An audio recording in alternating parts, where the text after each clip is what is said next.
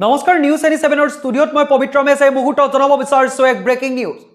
নলবাৰী আলিয়াত তীব্ৰ প্ৰতিবাদ সাব্যস্ত কৰা দেখিবলৈ পোৱা গৈছে নলবাৰী আলিয়াত এতিয়া প্ৰতিবাদ মুখৰ পৰিৱেশ দেখিবলৈ পোৱা গৈছে ৰাজপথৰ মাজত মুখ্যমন্ত্ৰী ডক্টৰ হিমন্ত বিশ্ব শৰ্মা আৰু জয়ন্ত মল্ল বৰুৱাৰ প্ৰতিমূৰ্তি হ্ৰাস কৰা হৈছে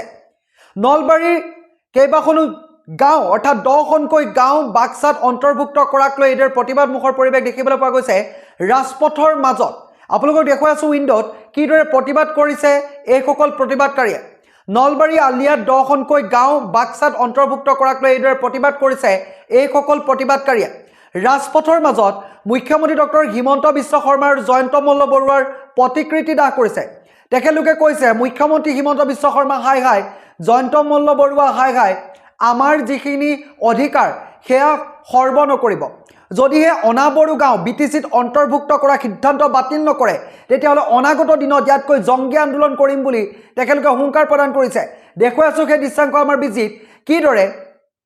নলবাৰী আলিয়াত প্ৰতিবাদ কৰা দেখিবলৈ পোৱা গৈছে এইদৰে ৰাজপথৰ মাজত প্ৰতিবাদকাৰীসকলে মুখ্যমন্ত্ৰী ডক্টৰ হিমন্ত বিশ্ব শৰ্মা জয়ন্ত মল্ল বৰুৱাৰ প্ৰতিকৃতি দাহ কৰিছে এটা কথা স্পষ্টকৈ কৈছে নলবাৰীৰ 10খনকৈ গাঁও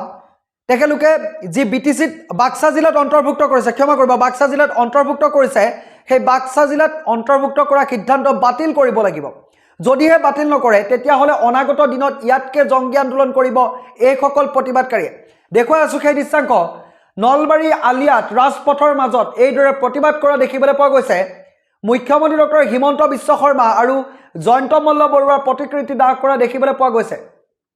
প্ৰতিবাদকাৰীসকলে বাৰে বাৰে কোৱা দেখিবলৈ পোৱা গৈছে যদিহে এই সিদ্ধান্ত বাতিল নকৰে তেতিয়াহ'লে অনাগত দিনত ইয়াতকৈ জংগী আন্দোলন কৰিব মুখ্যমন্ত্ৰী ডক্টৰ হিমন্ত বিশ্ব শৰ্মা হাই হাই জয়ন্ত মল্ল বৰুৱা হাই হাই কোনো কাৰণত এই সিদ্ধান্ত মানি লোৱা নহ'ব আৰু যদিহে এই সিদ্ধান্ত বাতিল নকৰে তেতিয়াহ'লে অনাগত দিনত ইয়াতকৈ ভয়াৱহভাৱে জংগী আন্দোলন কৰিব প্ৰতিবাদকাৰী মন্তব্য আছে মন্তব্য শুনাব বিচাৰিছোঁ ঘগ্ৰাপাৰ ৰাজহুৱা চক্ৰৰ অন্তৰ্গত নলবাৰী সমষ্টি যি 10খন গাঁও কৰ্তন কৰিব ওলাইছে অসম চৰকাৰে এই চেগতে অসম চৰকাৰক ধিক্কাৰ জনাইছোঁ কাৰণ